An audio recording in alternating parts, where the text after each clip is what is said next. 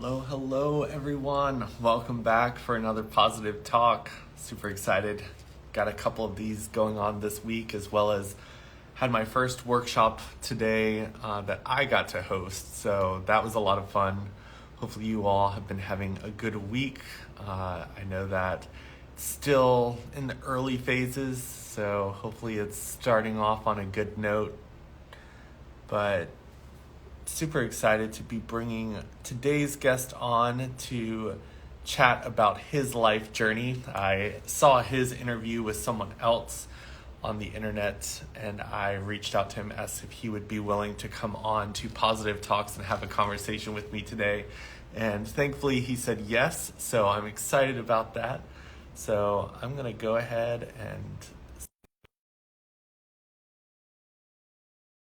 leave questions, comments in the chat.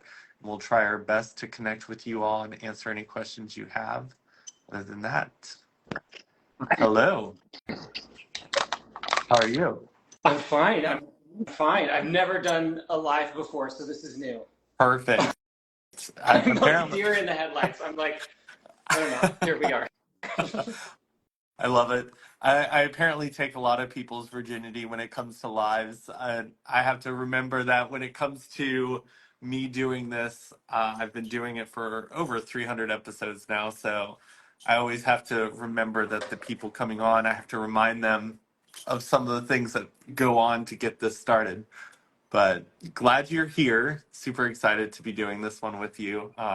As I was saying, I saw an interview that you did with someone else and really connected with some of the things that you were saying when it comes to your journey and just seeing the world around you kind of happen and wondering when it's going to happen for you.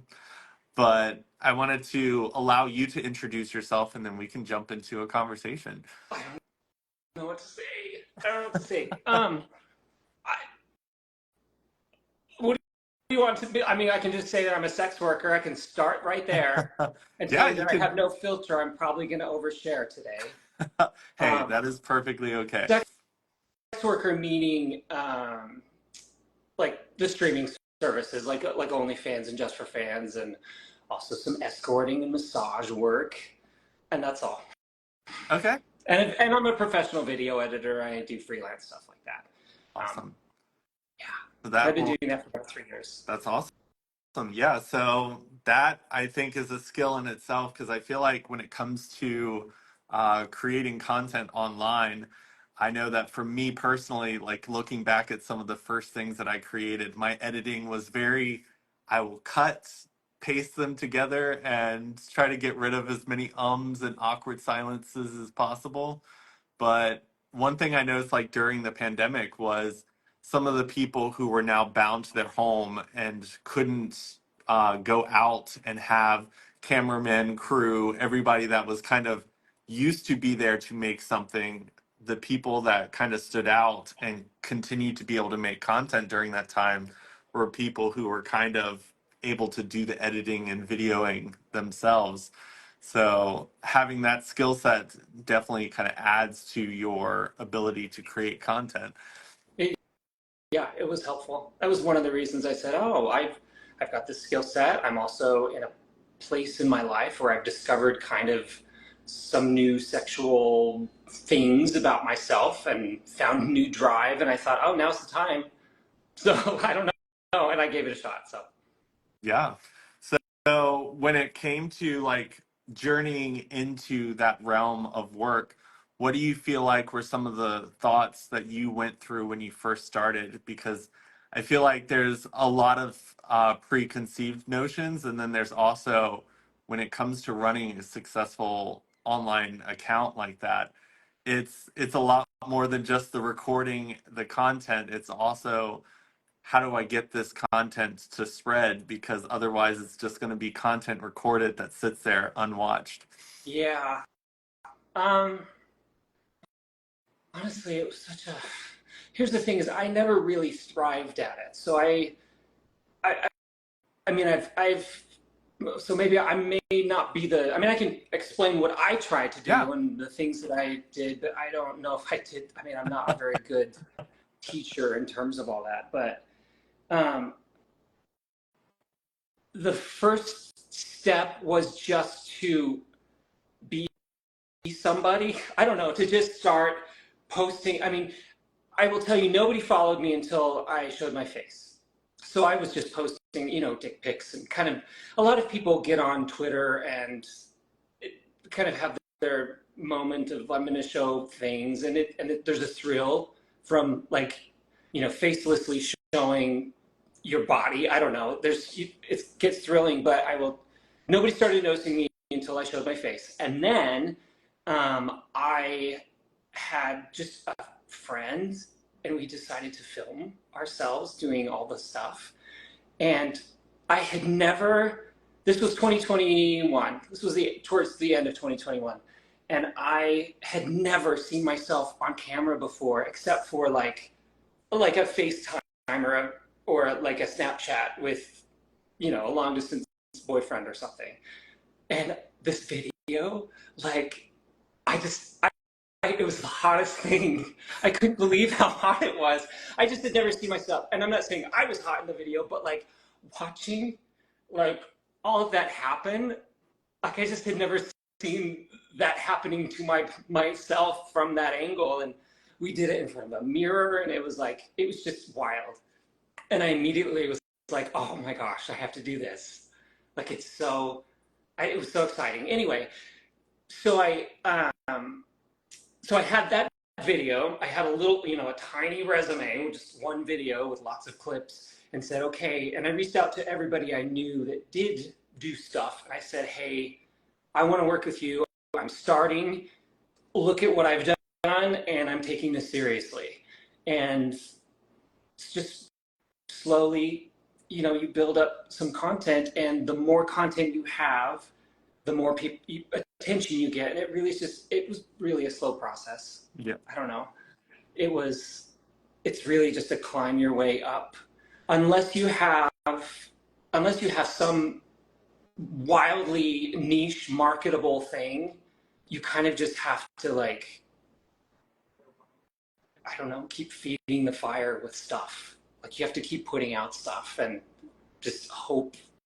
I mean, there's work ethic or work habits that you can build, like scheduling things out, like scheduling a post every single day, or things like that. But I think, and I was just talking to somebody, one of my favorite content creators who lives here. We spent some time together today, and we were just talking about how it's kind of like you either grow or you don't. I don't know. Yeah. I don't know. Yeah. I didn't say a whole lot. I don't know. I don't know how to No, end that. I love it because I feel like a lot of people don't understand like the ins and outs that you have to go through to make platforms like that grow and expand. It's not just like pure luck and then all of a sudden you go viral and you're just in front of everyone and there's just money coming in. It's a slow progress as well as like learning tips and tricks, networking and connecting with people who are already doing certain things. And I think that's anyone growing a business. And too often, I think people just assume, oh, I'm just going to start an OnlyFans and I will have extra revenue coming in. It's like you have to commit to that. It's not something where it's just you post one video and you can just live off of that for months. It's you have to commit and put energy and effort into it. And I think it's the same with content creators on other platforms as well. It's about engaging and creating relationships with the people who choose to subscribe or follow you. It's about creating new relationships that will expand your network and get you in front of new audiences. It's it's a lot of hard work that people I don't think give people respect for the amount of work that goes into growing something like that to where you can continue to do it because eventually if nothing's coming in the content will become exhausting and hard for you to keep doing it. And that's honestly what happened to me. I filmed like less than maybe 4 videos this year. I kind of got burned out in December, And this year started, and I had this resolution to, okay, I'm going to do this, and I'm going to host groups, and I had all these things that I wanted to do, and then I actually hit some surprise medical stuff that really kind of kicked me on my butt. I don't know, like kicked me down enough where I couldn't make anything for several months, and I thought I need to rethink this anyway. So, Yeah. I yeah. mean, I had my own business where I pretty much did everything, and I got sick for a month. And you would think like normal people who work jobs where other people can take over your role when you're not present, the companies keep going. But when it's you and everything has to be done by you and something comes up, it puts a wrench in the whole system, and it can really make things come crashing down. Mhm. But like, Oh yeah, no, go. on your journey when it comes to the things that kind of keep you motivated and some of the things that you would like to kind of bring in for the remaining of 2020, what are some things that are kind of floating around on your mind right now? So, so I'm I learned. Okay, so I had my from February, from the end of January until like the end of, like in the middle of May, I was medically unable to create content. It was a non-sexual thing, but it had to do with, I mean, explaining it won't matter, but I couldn't use my butt for a long time. I had lost some feeling in it from a spine injection, and that is a whole other story. Yeah. But it all came back, thank God. And it's actually, I mean, truthfully, like not using my butt for that long, so many issues that I had been having before with like soreness and like bowel stuff. It's actually all resolved, and I can't believe it, just by not cleaning it every day like I just had been doing anyway. That's another conversation. But so June comes around, and I had a fellow content creator actually.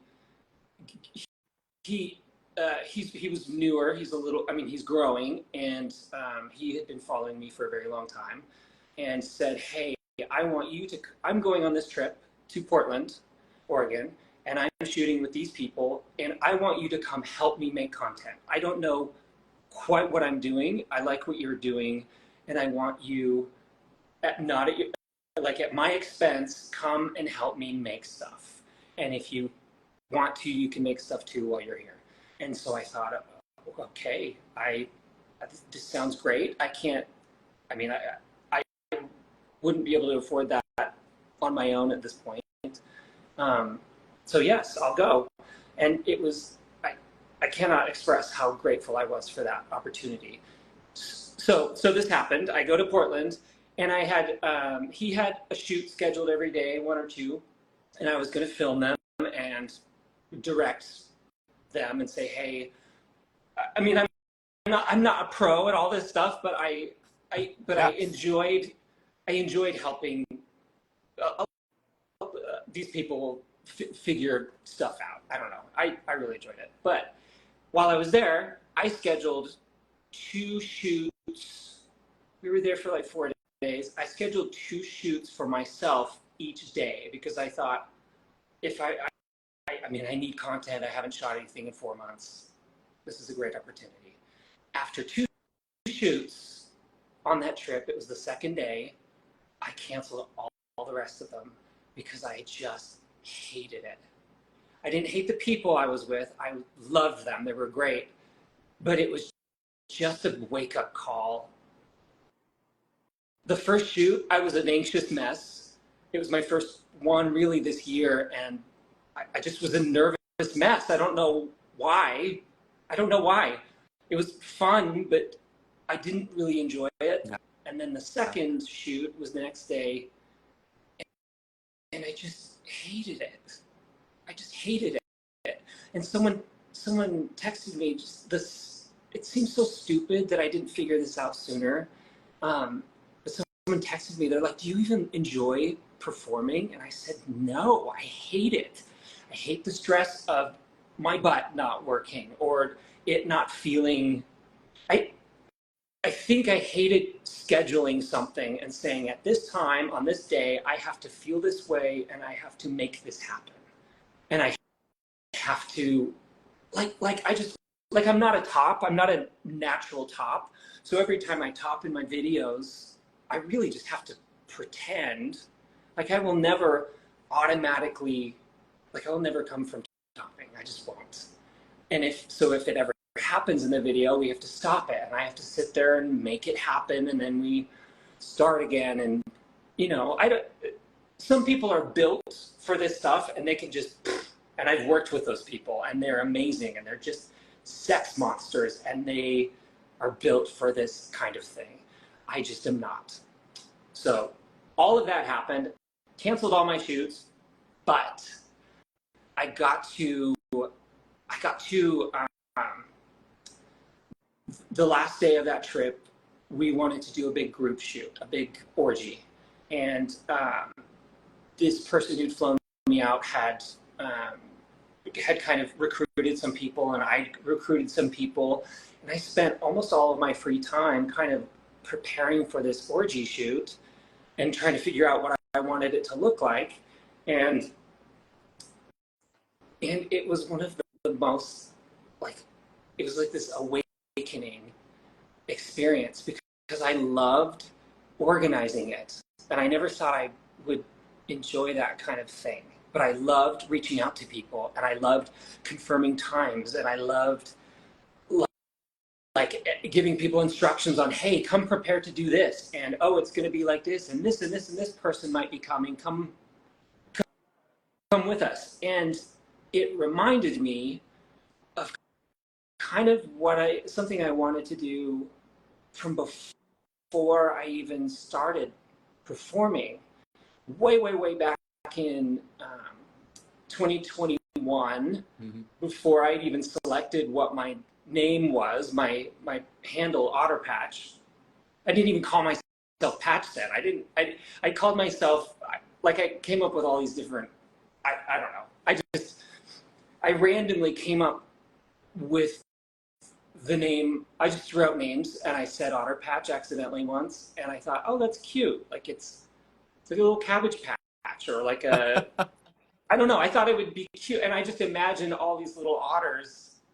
I thought it was a really benign name because I didn't want it to be like fuck wad or I didn't want it to be like, I didn't want it to be this super sexual thing, but I'm ottery and I just thought it was really sweet. So I selected that. And in the back of my mind, I thought, okay, if my performing doesn't work out, I want to become a studio, like an independent studio, not like a big production studio, but I wanted to create porn, maybe not necessarily perform in it.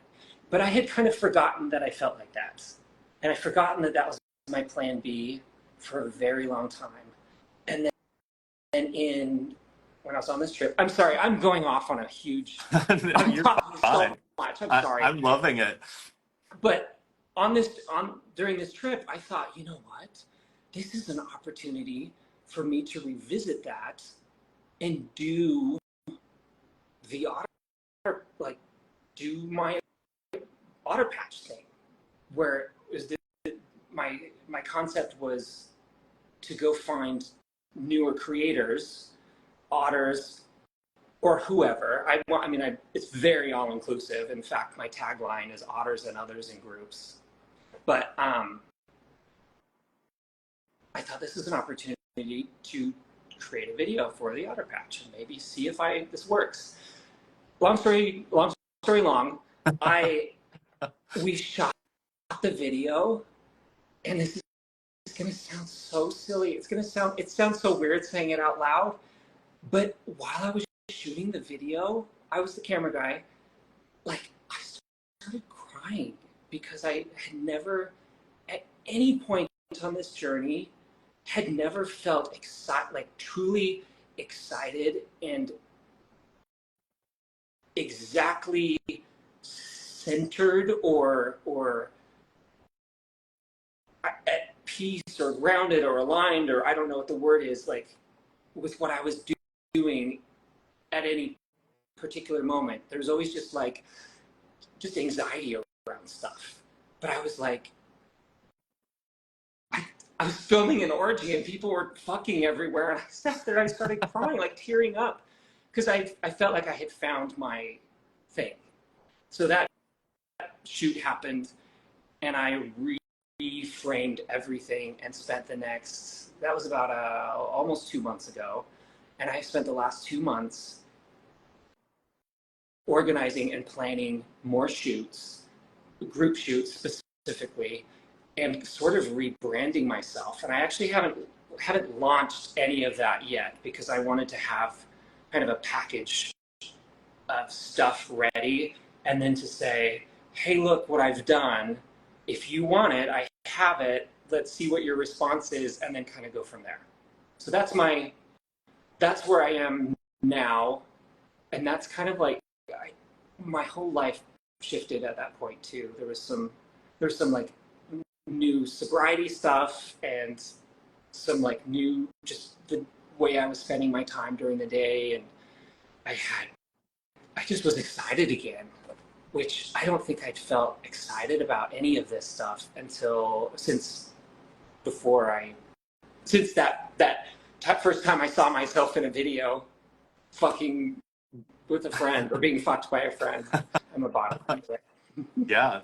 Anyway. I love that you shared that, because I feel like there are so many people within the acting industry in general, even content creators, where we fall in love with the art, but we don't want to be the art anymore.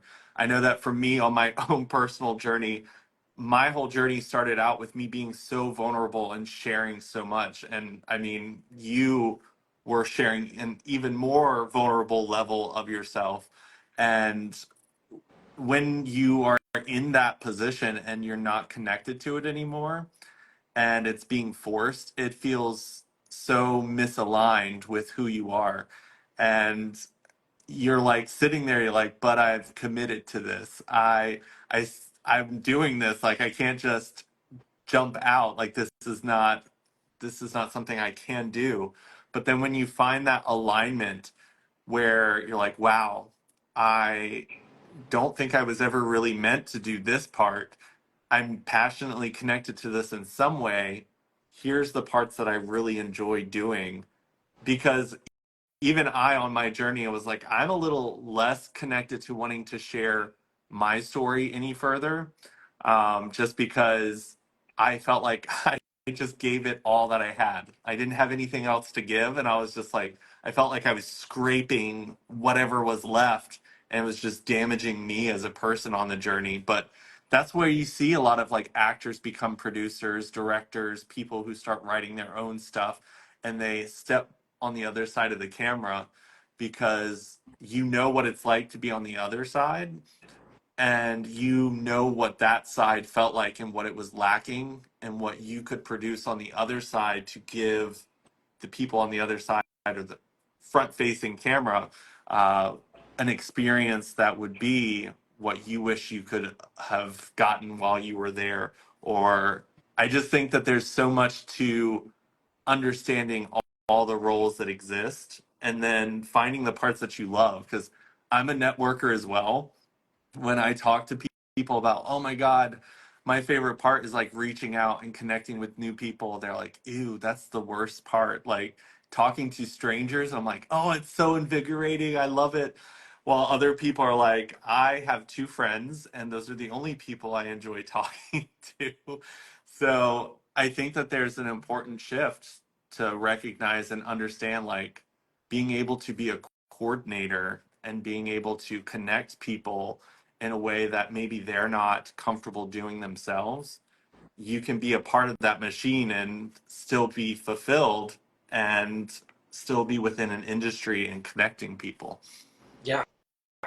And I think about trying to coordinate things as a performer, and there was just a lot of like I hope you can, I hope you want to work with me. Can we do on this day? Is it okay? Like I was very apologetic and nervous and kind of like just, I didn't like it. But then when I was doing this orgy thing that I didn't have to perform in, like I just was thrilled. Like I would spend 2 solid hours messaging 6 people, 10 people, whatever, and I just was like, oh, I felt so good. And then I would go back to the hotel and shoot, be camera guy for my guy. And oh God, I hated talking to people before that because I Yeah. wasn't excited about the project that we were going to work on. And now I'm just like, hey, you're going to come to this, and I know you're going to come away from it thinking, whoa, that was way better than I thought it would be. Because I had the confidence that it would be. And I think everyone had a great time. It was the hottest thing I've ever been a part of. So. Yeah. So on your journey, because I know that there's a lot of people out there that can form judgmental views around the adult film industry and being a part of different pieces of the machine. Have you had to navigate that at all, or are there any perspectives that you would like to share with people who are not part of it? Because I've found that a lot of my friends that are within that realm, um, they are a lot more open and understanding because sex can be a very taboo topic, especially when you put religion and other things, societal opinions in it. And I think that the conversations that I've had with people in the industry, it's almost like it's healthier to have a healthy relationship with your body, a healthy relationship with having sex with people or doing things and being able to communicate, I like this, I don't like this. Um, what has been your experience around that? Because I think that that's a really interesting perspective that I feel like a lot of people who are still in that taboo mindset may be missing out on. That's a lot. That's a lot to think about. I'm trying to think of if I could say one thing, what I could communicate. I do find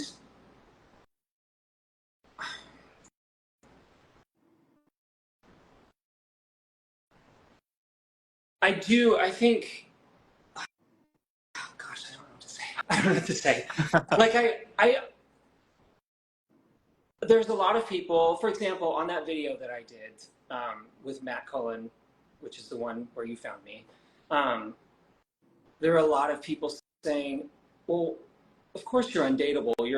You have sex with strangers all the time. And I'm just like, I just don't know.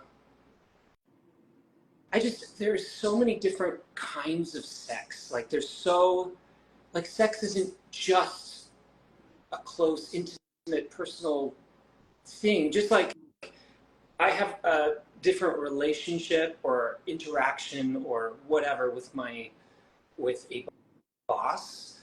I have a different relationship with my closest friend. I have different relationships with guys on Grindr. I actually don't ever really hook up anyway, but that's another thing. I honestly, I get sexed out from doing all this stuff, so I spend most of my time, I don't know, watching movies and stuff. Anyway, tangent. I there's like in the same way that your relationship with every person is very different. Your dynamic is very different. There are so many different kinds of sex, and I don't think I really understood that until the last few years. There's like raunchy, aggressive sex. There's like really careful, like slow, like very intimate, giving sex. There's sex where it's like, I've never tried this. Can we try this? Like there's playful sex. There's social sex. Like before the last few years, I had never been invited to a sex party. And I think what I had always thought that was just kind of this dark, shady, like anxious. I didn't really know what it was.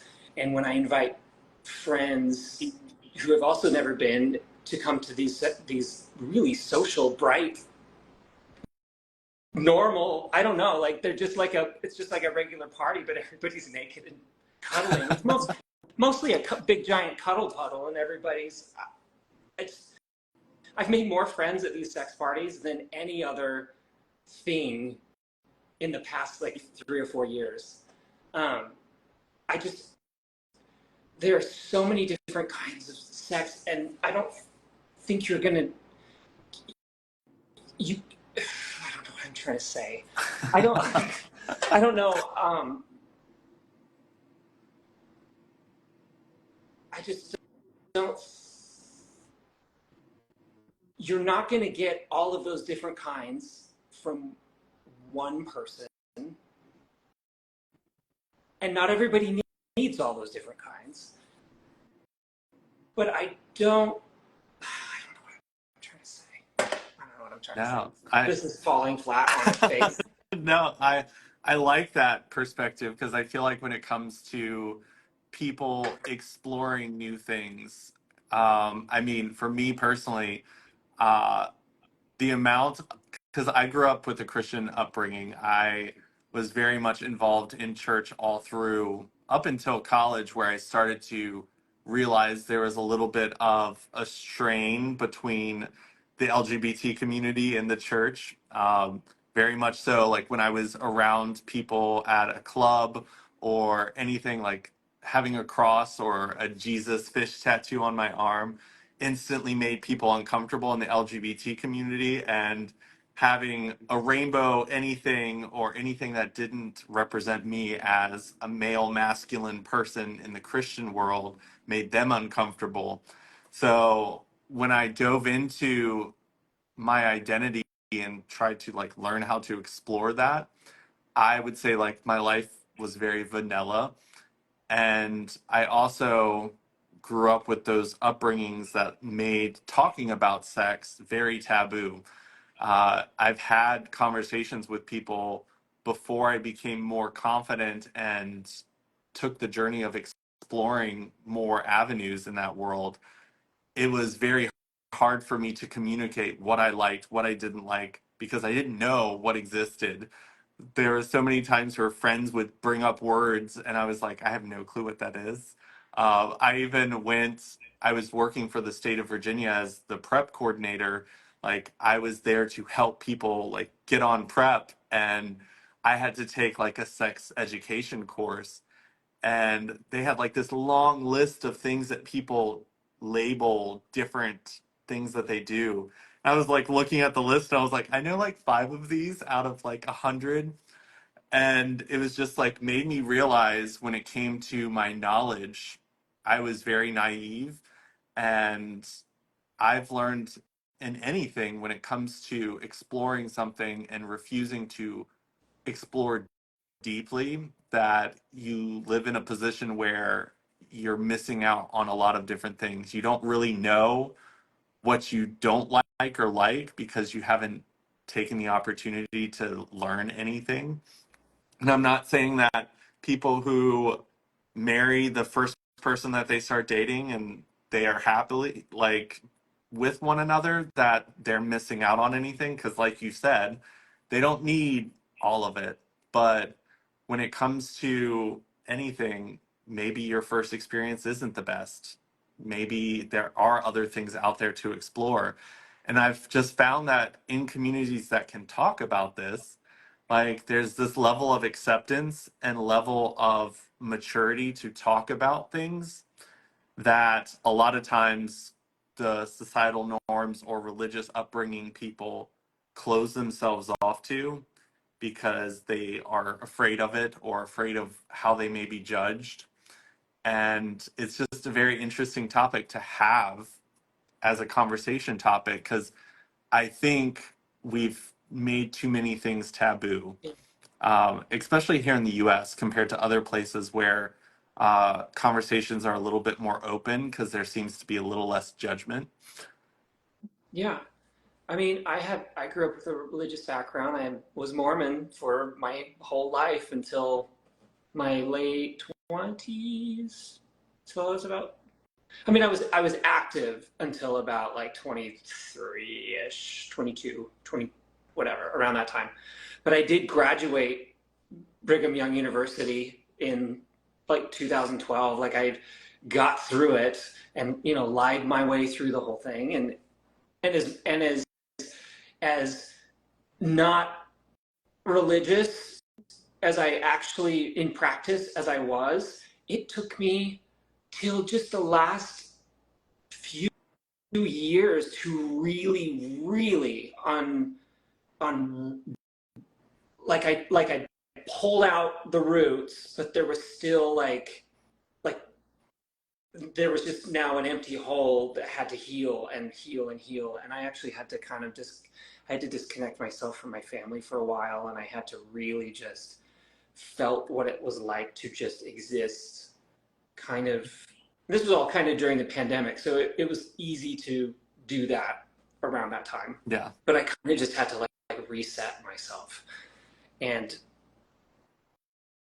it just everything is so different now. It's so different, and I Yeah. I don't know. Um, yeah, there's just a lot of like I had all these beliefs.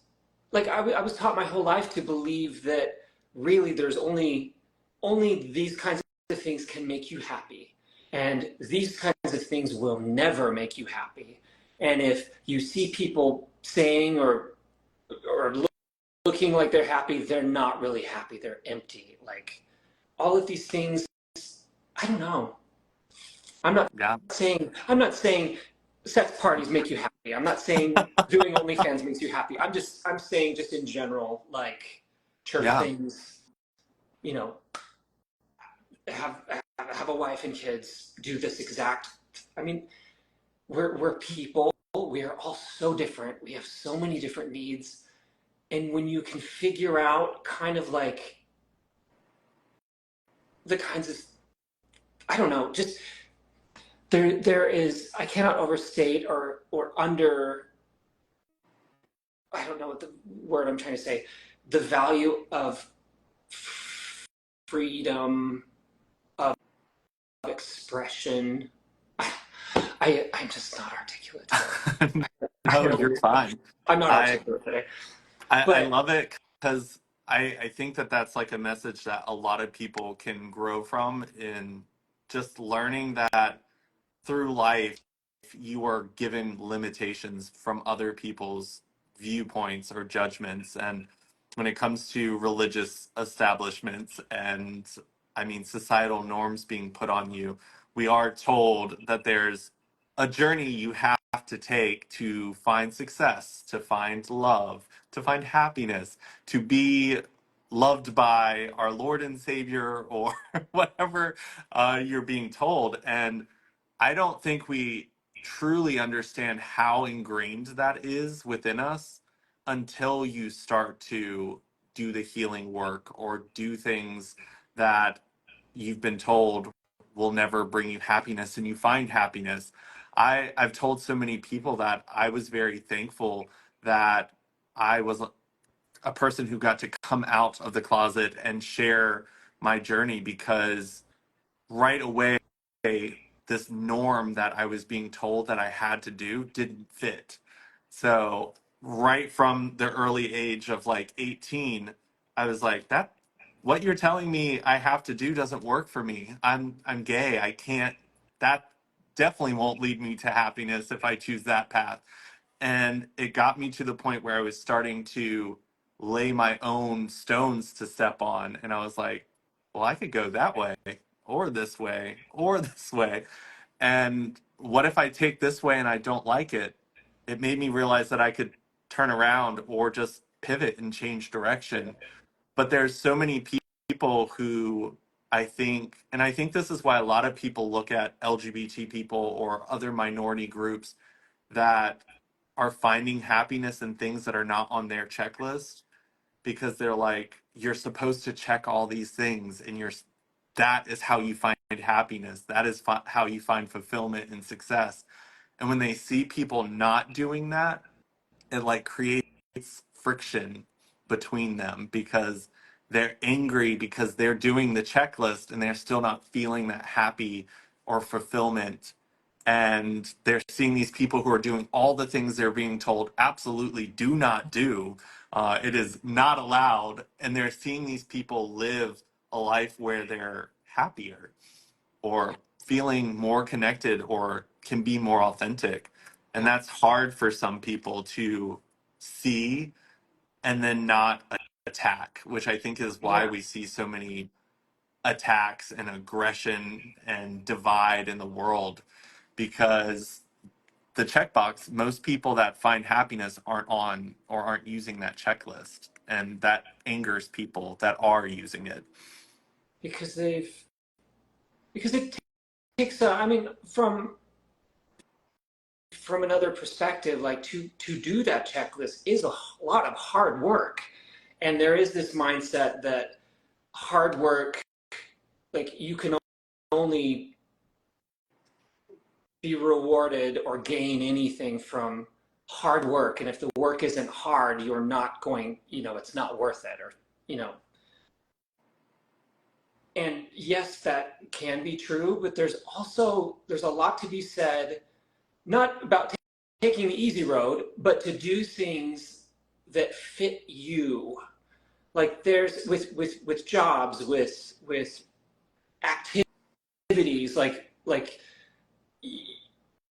maybe I don't know, like you can try and climb a ladder at a certain job, but you kind of hate the job. But if you work hard enough, you'll thrive. I don't think you can thrive unless you find something that really fits you. And even if it doesn't look glamorous or super lucrative or whatever to other people, like there's just, if if it fits you and it feeds you, there's just so much. Like for the longest time I was doing something that didn't fit me or feed me, and then all of a sudden I thought, even if this new endeavor doesn't work out, I am so fucking excited about it. Like it's feeding me right now, Yeah. and we'll see where it goes. I don't know. I just I do think people who are working very hard at something have a very difficult time seeing other people doing something different, and they don't see why. Like I don't know. Like it's when you're in that mindset, it's very frustrating. It's be like, why are they? You're not happy. You can't, like they refuse to believe that it's working for other people by different methods. Yeah. I really, I I, mean, it takes me a no, long time to say one tiny thing. on my journey, like, because I was also trained to believe like hard work was what led you to success. When I started doing things like creating content online and getting paid for it, I loved creating content. I loved being able to share. And when I originally started, like, there was no intent of it ever becoming paid content or me getting anything from it. It was something I enjoyed doing, that when money started coming in, when I started to be able to make a living off of what I was doing, I didn't feel like it was right because it wasn't hard. Like, I was sitting here like, this should be harder. I shouldn't be able to post something and have a brand reach out to me and just want to pay me thousands of dollars to post something I'm already going to post, whether they pay me or not. And when I started going through that, I started realizing that I would sabotage my own success because I was still stuck in that old mindset of work had to be hard. It can't be enjoyable. It's not meant to be fulfilling. Like, because all my examples that I was looking at as a child, everyone looked miserable. And that's what, like, I connected to. Well, they've got a really nice house. They look miserable doing the work that they do, but look at that beautiful house. These people look happy in their vacation pictures, but they look miserable all the other times. And I was just, when I was just enjoying work, I was just like, something's wrong here. This equation isn't right because it doesn't look like all these other people. And I kind of wanted to jump into this topic because I feel like when it came to the conversation I heard that you were having, you were kind of talking about seeing other people travel. You were seeing other people with their pictures of their homes, and you're like, that's how do you afford that? That's insane. And I think they they always say like don't compare yourself to other people, but a beautiful thing that I've gotten to do because of this podcast is connect to people and ask those questions. And it's crazy how many intricate things are happening behind the scenes for them to have what they have. Um, because I look at where my money goes, and I've spent a lot of money on books. I could probably calculate the amount of books that I have into several vacations. And then looking at, okay, their car doesn't look as nice as mine, so maybe they had less payments and money is saved there. And then hearing some of them say, oh, my company paid for it. Oh, my parents paid for this. Oh, my spouse won something and we got to go. It started to make me realize that it didn't only have to do with the fact that I wasn't making enough to do all these grand things, but there's a lot of parts of their pictures that they share on Instagram that don't shine or show up for us to say, oh, maybe that wouldn't have been worth it. I wouldn't sacrifice what I have now for that if that's the route I had to take to get there. Yeah, I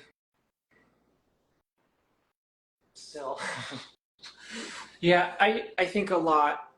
I mean, I've learned not to compare, but I also want to be a part of stuff.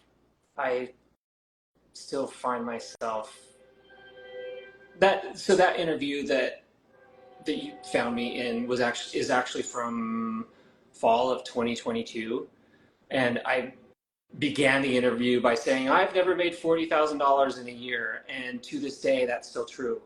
I worked and worked and worked. I was working 5 jobs that year actually, and it still didn't happen. And 40,000 was just a goal. That wasn't like I made 39 last year. It was just something I was aiming for as like, oh, if I make this much, maybe I'll have extra.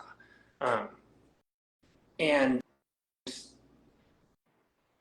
I still, I'm still like the guy that can't join in to when people go on trips and stuff. But that's also because I took a chance on this OnlyFans journey, and it never really grew enough to sustain me. But I don't, yeah, I'm not trying to be depressing, but I still, there's people that do all these things and go on, and I know factually some of them make way more money than I am. Like I wish 10 years ago I had just done the software engineering thing, because all my software engineer friends all over the place. Um, but I also know, I don't know, I just want to be a part. I just want to be included. I hate being like entering a friendship or a relationship knowing that I can't join in. I don't know, like last the last guy I dated, it was a while ago. He's fantastic. Fantastic. It didn't end poorly, nothing like that. But there were times when he's like, "Hey, I'm taking a little road trip here. Come with me." And it was just a road trip. There wasn't even a I don't there weren't major expenses, but I literally could not go, and I felt so, all I could think of is if he ever suggests we take an actual trip somewhere, I will not be able to go, and that's going to get really old. And there's no way I'm going to be able to say, hey, pay for my $125 ticket to this thing, because I can't afford that. I don't know. I don't know. I Yeah. just, I hear what you're saying about people, like like someone might say, "Oh, but I saw you in New York last year," and all. Every place that I went to last year, somebody paid for me. Someone Hmm. flew me to Atlanta to film a scene. I had an escorting client support my first and only trip in my life to New York City, of which I only filmed. I didn't do anything in New York City except film and learn how to ride the subway and cry and cry and cry because I had wished when I was there, I was like, this feels like this should have been my home the last 25 years.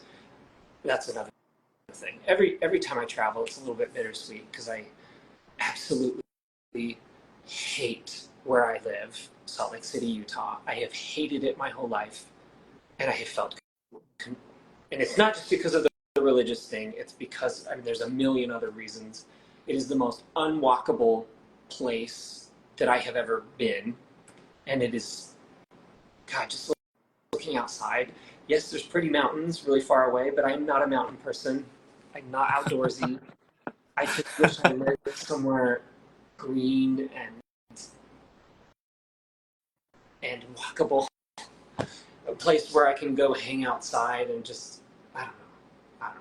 I sound like woe is me. I mean I could still be stuck in my tiny hometown, but anyway, Yeah. No, I that's me feel like a lot complaining. of people, I feel like a lot of people can relate to that. And I think that that's something that people have to become aware of because I've learned that a lot of times we keep the company that allows us to sit in that space of, man, I wish I had something else, but we can't figure out between the three of us or the four of us, however many of us are having the conversation of how do we make that happen?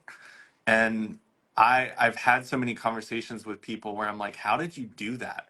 Like I hear the story of I moved to LA with $20 in my Yeah, pocket. And I'm like, how? Like, I moved to Richmond, which is like 2 hours away from my home, with thousands of dollars in my banking account. And I still struggled and put myself in a position where that banking account shrank really quickly. So thinking LA, but then I have those conversations and I'm like, oh, okay, that doesn't sound as flattering as the original story there. But I think that there's also the conversation of asking people like, how do I get there? I really want to make this the place for me. I want to get out of here and I want to make it over here. And I started to realize I had to form a life that I wanted. And some of that was like, okay, how do I make it happen here currently so that it I'm living that life that I want in this next city that I've been in. yeah, I've I've lived in like 8 different states and hearing it, people are like, wow, that's so cool. But the transitions that happened, the reasons why I went, the hardships I faced to make those things happen, like I put myself in really sketchy, horrible situations. Um, I took risks without planning what would happen if it didn't work. And the consequences were a lot of times I fell on my face. I ended up having to like move back home, which was not an ideal situation. But I think that those types of conversations can be had with people, and you can kind of start to hear, like you said, with the industry that you're in, you reached out to someone who was in the industry and doing it. And it's like, hey, but then you've got to just get people who are honest because I've spoken to a lot of coaches who started their businesses and they're like, yeah, I just post my stuff on social media and that's how I get clients. And I'm like, that's not it. That's not all you're doing. What else? I need more because that's not working for me. How do I actually create a business I can survive off of? And when you meet honest people who are like, I slept on my friend's couch or my friend's floor for 3 months. I couch surfed between coworkers' couches. Um, I lived with my parents in their basement, which was flooding all the time until I saved up this much money. There's so many different stories that people don't tell because they're embarrassed of it, that it makes the things that they're doing seem like something that we would want to have. But it's like you start to kind of go, oh, they're they don't have a car. That would make things, I would be saving probably close to $500 a month if I didn't have a car right now. But I need my car to drive because also places I'm trying to go aren't walkable. Thankfully, Richmond has a little bit more sidewalk than some cities. Like here in Rich or Virginia Beach, it's there's no walking. Like people have no choice. You can walk on the beach, but you can't walk anywhere in the city because there's no sidewalks. So it's just like a journey of okay, setting that clear intention of okay, you want green. Okay, you want a city where you can walk. Like what what type of cities and what type of connections do you currently have that could tie you into one of those spaces? And what consistent actions can you take to keep getting into that space? Because it's about like making those connections and being around people who think that way and saying, oh God, I'm struggling, I can't figure it out. Because I've recently been around so many coaches now that the ideas for growing my business are just like hitting me in the face every single day because everyone's talking about their ideas. And I'm like, wow, never thought of that. And I think that when you start to surround yourself with people who are doing what you want to do, it's like it rubs off on you a little bit at a time. I once heard someone say, never be the smartest person in the room, meaning always put yourself with people who will teach you and that you can grow and, like dress for the job that you want, not the job that you have. But like hang out with the people who you want to be associated with to Yeah. help you grow. Yeah. I mean, assuming that that's related to what you were saying. Yeah. I didn't mean to No. just like change. No, I've it's interesting because I've like been there where you were kind of talking about like your partner that you were dating going on a road trip where I was dating someone who made a substantial amount of money compared to what I was making. And every single time he was like, yeah, I'm gonna fly to Australia at the end of summer. And I'm like, I might be able to drive to the next state with my income currently, with what I have left over after everything. And it did kind of put me in a position where I felt like I was the burden in the relationship because I was like, I'm never going to ask you to pay for my ticket to Australia. But every time I was around people in his friend circle, they're just like, oh yeah, we just got back from like a European tour. We like did 6 countries in 3 weeks. And I'm like, hmm, yeah, that's nice. But when I started having conversations with people, like I found out that there's like a travel agency that exists where you can make small payments monthly and then you just eventually go on the trip and it costs like $50 a month. You can set the time limit and time span. And I was just like, that's interesting. Because I've learned that even with my spending, there are things where I'm like, well, I can't afford a vacation to Europe, but I can afford the Starbucks. I can afford this new shirt. And I started to realize if $50 was going to this trip that I really wanted per month, then it wouldn't be there for me to spend it on things that 10 years from now I'm going to be like, you shouldn't have bought that many Starbucks coffees. But I found that out just by telling someone. I was like, how do you do it? Like, that's like a $6,000 trip.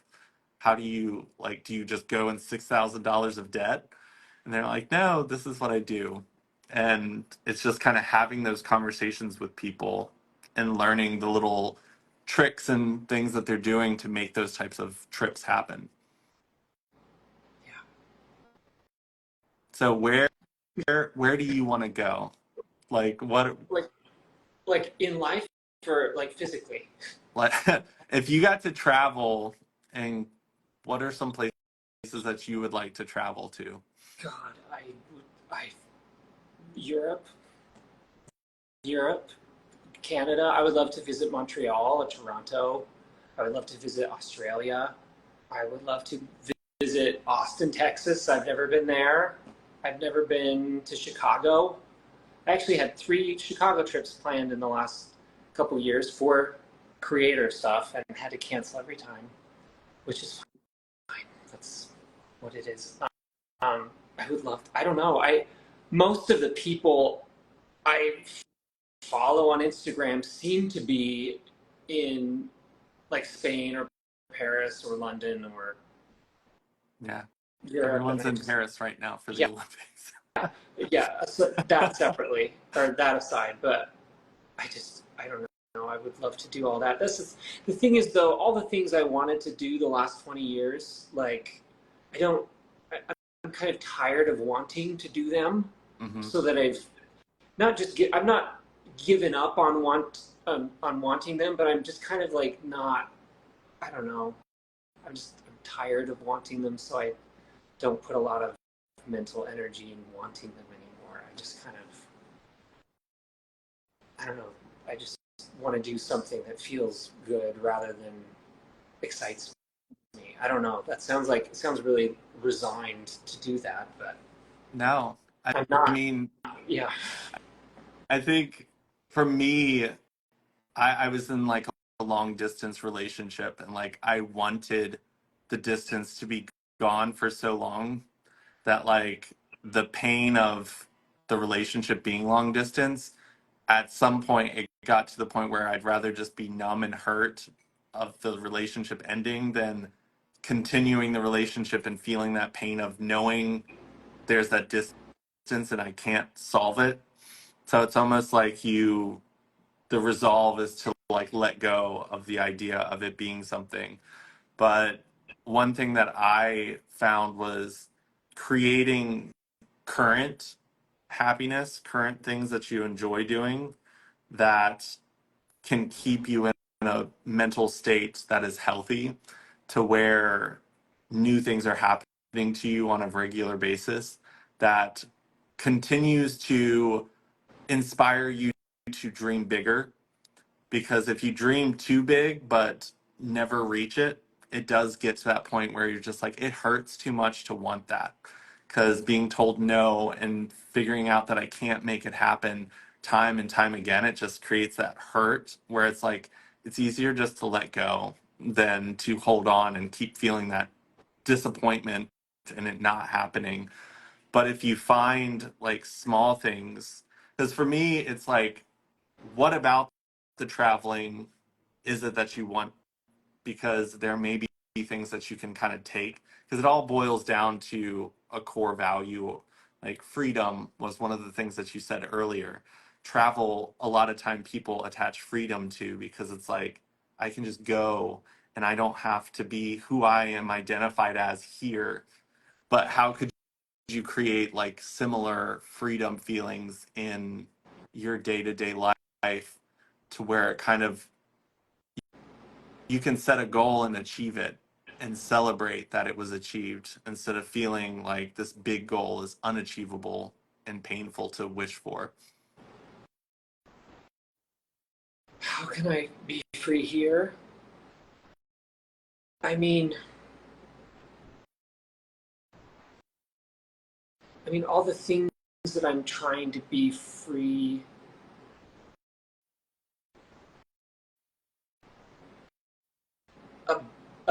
about or with, I just think I've been here so long. I feel like I've maxed it all out. Like I don't have the energy to try.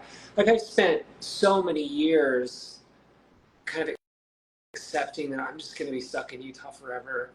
Let me, let me, let me find like I spent so many years living. Everything I owned could fit in my hatchback car, and I moved from little tiny spidery basement to tiny spidery basement to friend's spare room, and then during the pandemic, truthfully, the unemployment that I received that summer was the most money I had ever made in my life, and it it didn't rescue me, but it was the first time in my adult life that I did not worry about paying the next month's rent. First time in my life, and it helped me be like, oh, like it gave me such a sigh of relief that I was able to kind of build off of that and be hopeful about things. And I, yeah. But I feel like I've spent so much time in Salt Lake City, like after that pandemic, when I had that kind of relieved feeling, I thought, you know what, I can live here, and I decided to sort of buy furniture for the first time. And I know it sounds kind of like materialistic, but just creating a space around me where I wasn't embarrassed to bring people home because everything I owned was stacked in boxes right there. Like I thought I it, it has helped to have a space that I love to be in, and I do love to be in my space. I love my plants, and I can't believe they've grown as much as they have. Um, but I don't. I Now that I have all this stuff, I feel really weighed down by it. Like 5 years ago, everything I owned fit in a car, and now the idea of moving, I'm just like, oh my God, how am I going to get all my plants? How am I going to get this tall mirror somewhere? I realize that yes, I can get rid of it all, but I can't buy it all again. Like if I go get I don't know. I this might be not what you were asking, but I just don't I just don't feel like there's anything else for me here. I hate this city. I spent so much time trying to love it. I don't know. I don't know what I'm Do you, saying.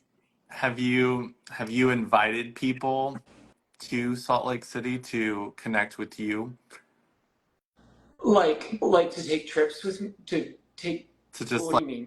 like come? You said that you bought furniture and you've kind of like created a space that you are happy to be in. Have you utilized that new space as a space to kind of invite people? Because I grew up in the country in the middle of nowhere, and I got to the point where I was just like, there's nothing for me here. There are cows, chickens, horses, pigs, like I there's nothing here. But when I started to kind of have people who have never been here and get to show them the spaces that they've never been, it was almost like I got to explore the place that I was super familiar with in a new way that I'd never done before, because I'm showing a city person who's never lived in the country what it's like to live in a country. Like seeing them freak out over a cow or an electric fence, I was just like, this is hilarious. And it kind of gave me like a new appreciation for where I lived. But sometimes instead of like, are you hoping when you go out into the world you'll make more connections? I I'm just I just want to be in a different room. Like I feel like I've spent my entire life in one room of my, like, figurative room Yeah. of my life, and this is the room that I have felt the most depressed in. It's the room where I have felt the sickest in. The worst version of myself existed in this room. I just want to step out and be somewhere else. I don't know. But the thing that I always say that I want, and I absolutely realize moving somewhere else is not going to solve my problems. I just want to reframe. I, I just want to step out figuratively of the room that I've been in my whole life, see things with a clear head, and be like, okay, this, this. I don't know. I don't know if I'm going to have some kind of epiphany or anything. Again, I know that running away from problems is not going to solve them. I want to be in a place I love, doing something I love, and find a chosen family. And I've never ever fit in. For one thing that I've always said is that being in Utah, there's a lot of great people here. There are friends that I have, but every single time I try and explain to someone that I hate this place. This place has made me sick and I still feel sick here. They're like, why? Oh, it's so pretty. Like they ask me all these questions that I'm like, I don't care how pretty it is. It's not pretty to me.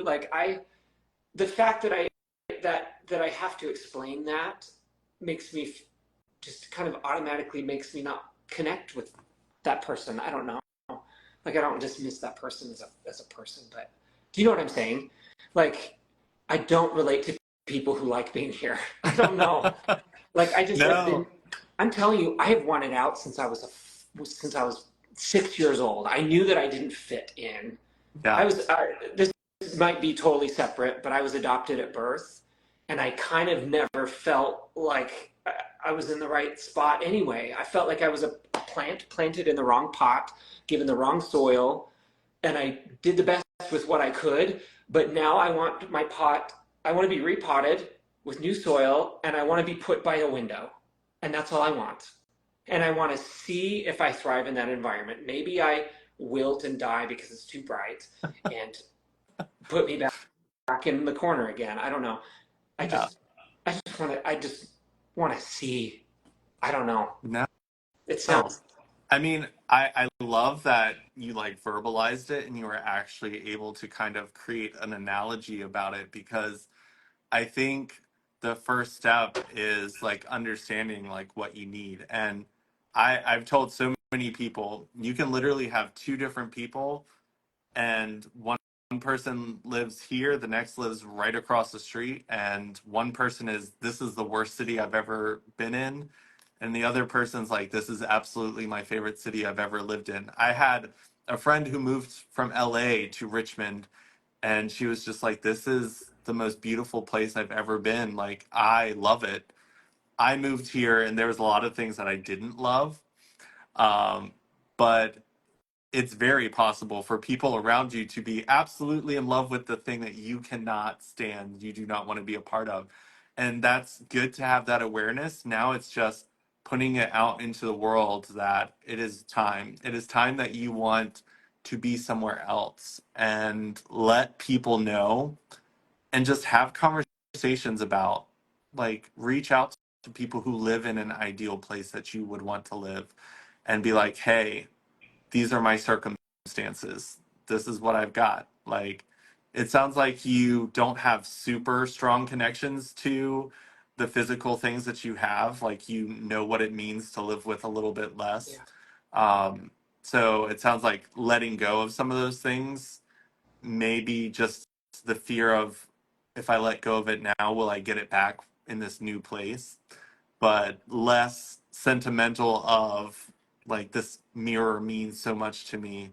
I can't let go of this mirror. So many I things have love that happened. mirror. By the way, I love it. It's the IKEA But one. It's that really tall one that a lot of people have. I love it. perfect for selfies in the mirror. Yeah. but but I would just start having conversations around, like, I really want to move into this state. Like, if Texas is the place you want to go, I saw someone put Portland, Oregon in there somewhere in the chat. Michael said, what about Portland? But just create a place and just take a chance there, and just believe in your resourcefulness. It sounds like you have come into a new idea of what you want to do career wise that might open some doors. There may be a better city for that type of work for you to show up in. I know a lot of friends that I knew that were in that industry moved west.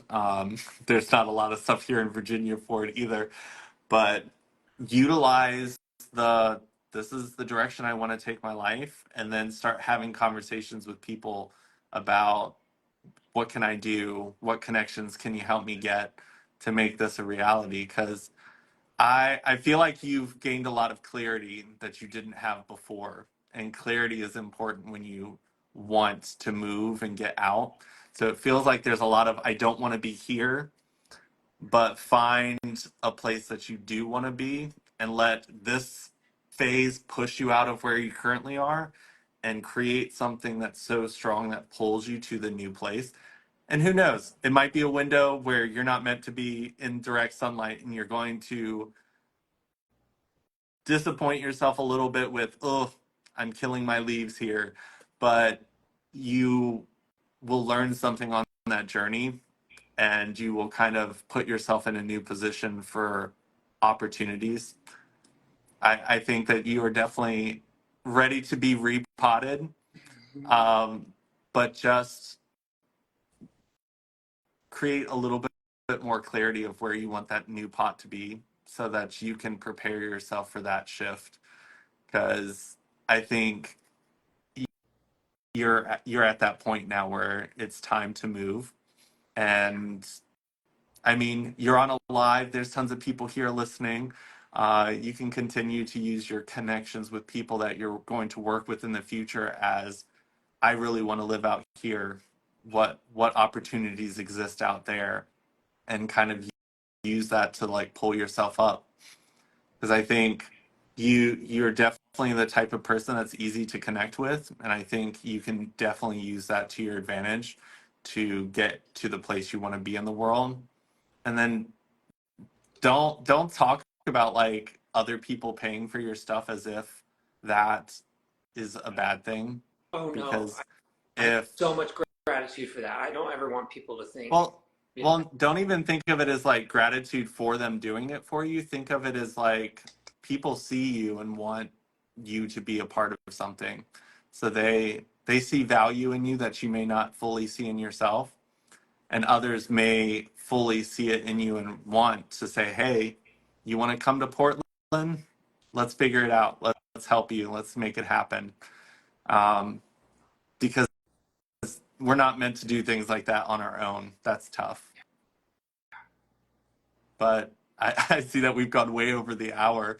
But I wanted to say thank you so much for like being vulnerable and sharing, because I think a lot of people can probably relate to you, especially with the way this economy is going. Hopefully, stuff like that will start to lighten up and become a little bit more affordable for everyone. But we can definitely keep having a conversation. I would love to uproot you and put you somewhere where you can thrive.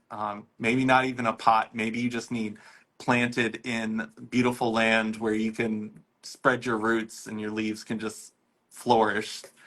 But I appreciate you taking the opportunity to do this live with me and just being open, because that that's not always easy to be vulnerable and share struggles. A lot of people will try to keep that hidden. no, I don't. I complain all the time. I'll be the first person to say, I hate, yeah, anyway. No, I appreciate this. Thank you. I was, I had no idea what this was going to be, but I appreciate this opportunity and for the Yeah, things that you said. Thank yeah. you. And just keep telling us what you want, because it's easier for us to help you get what you want than hearing all the things you don't want. Yeah. Because Oh, we can't give you something if you don't want it. But if you let us know what you want, it it's something that a lot of people, and I mean, you have a really decent sized following. Um, I always tell people like the most support I've gotten was when I was between like 500 to 1,000 followers online, and I just shared like I'm struggling, I need help, and a lot of people reached out that I never would have thought would want to help. So it's like figure out what you want, let us know, and we'll do our best to support you to get you there. thank you for that, for saying that. Well, you've got my number, I so definitely stay do. in touch. And yeah, I'll keep connected with you and we'll see what we can do. Okay. Thank you so much. Thanks for this. Awesome. Well, you have a good rest of your night and I'll talk to you soon. I will. I'll talk to you soon. I'll text you like right now. So, Okay. Sounds good. bye. Bye.